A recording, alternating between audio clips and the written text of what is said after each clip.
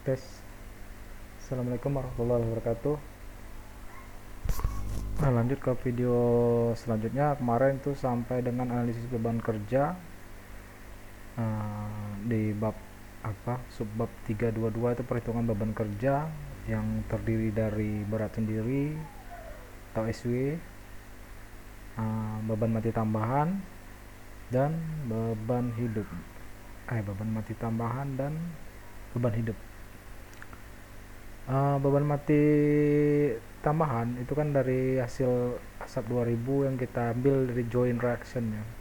Di sini kan 28,792 yang nilai terbesar dari nilai PU. Di sini kan outputnya dari F3 itu kan reaksi ya, reaksi dari joint reaction.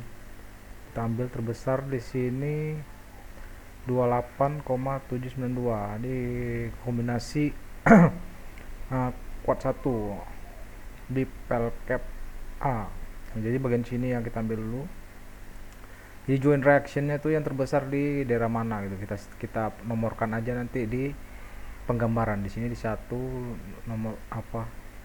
Ada penomorannya. Selanjutnya setelah kita keluarkan, masukkan ke dalam tabel. Di situ ada aksial dan lateral. Itu kita keluarkan aja dari hasil running sub 2000. Terus di pel cap B dan C sama aja.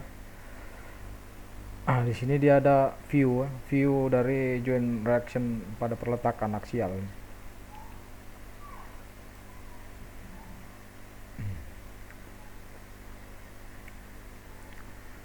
Ini akibat aksial dan lateral.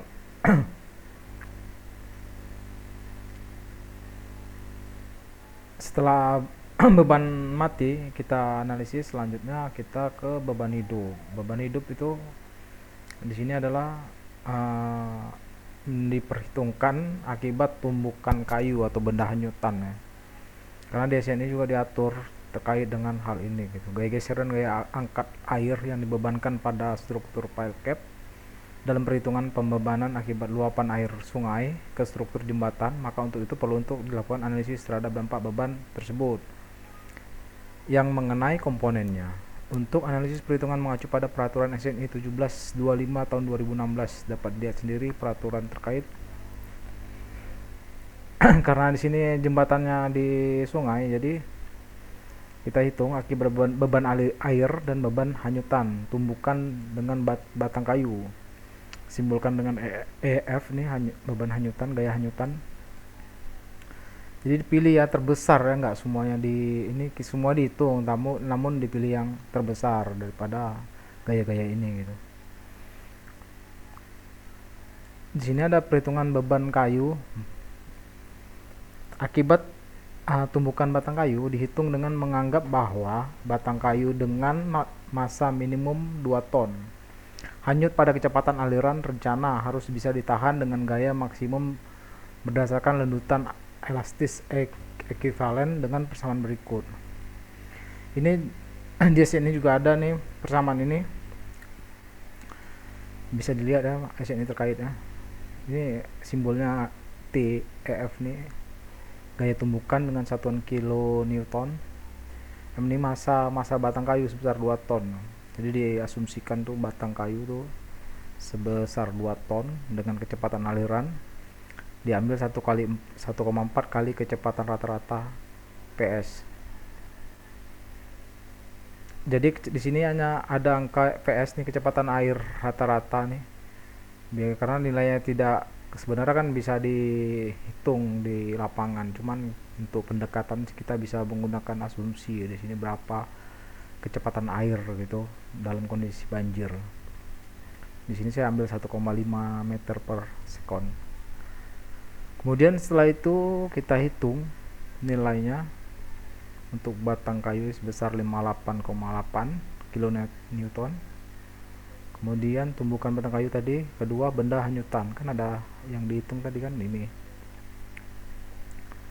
Gaya seret nominal pada pel cap akibat benda hanyutan dihitung dengan persamaan berikut. Sama saja kita masukkan persamaan ini di perhitungan, maka diperoleh nilai 58,8.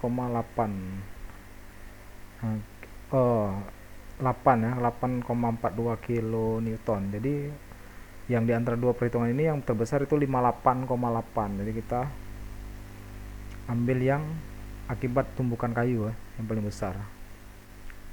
Kemudian setelah menghitung benda hanyutan, kita menghitung gaya geser aliran air atau disimbolkan dengan EF. Gaya seret nominal dan daya layan pada pel cap akibat aliran air tergantung pada kecepatan air rata-rata sesuai dengan persamaan berikut.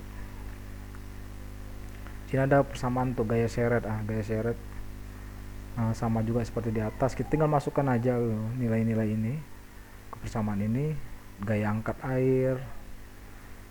Setelah dihitung kan sudah ada nilainya. Nantilah gaya-gaya ini kita masukkan ke sub 2000-an berapa apa untuk gaya lateral ya, gaya lateral pada join. Setelah menghitung gaya akibat tumbukan benda kayu ini, selanjutnya kita mencari beban gempa. Beban lateral yang dihitung disebabkan oleh beban luar akibat beban gempa yang bekerja. Beban gempa lateral dihitung secara beban gempa statik ekuivalen ya, dengan nilai hasil perhitungan aplikasi program spektra Indonesia dari Puskim ya. Ini kan bisa kita input ya, dari Puskim koordinat terkait di lokasi, dan kita bisa otomatis ya mengetahuinya.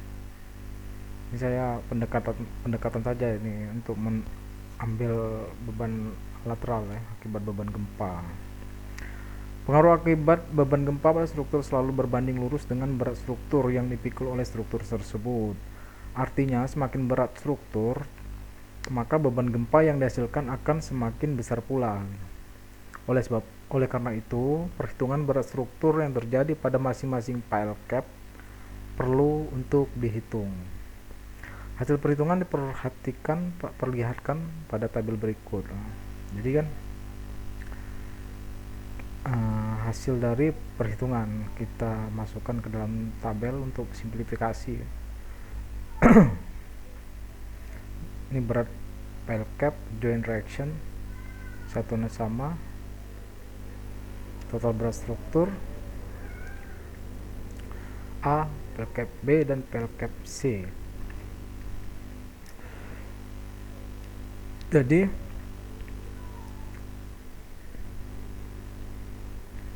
beban gempa diambil sebagai gaya horizontal yang ditentukan berdasarkan perkalian antara koefisien respon elastik dengan berat struktur ekuivalen yang kemudian dimodifikasi dengan faktor modifikasi respon atau simbol R dengan formulasi berikut. Ini formula untuk menghitung gaya gempa statis.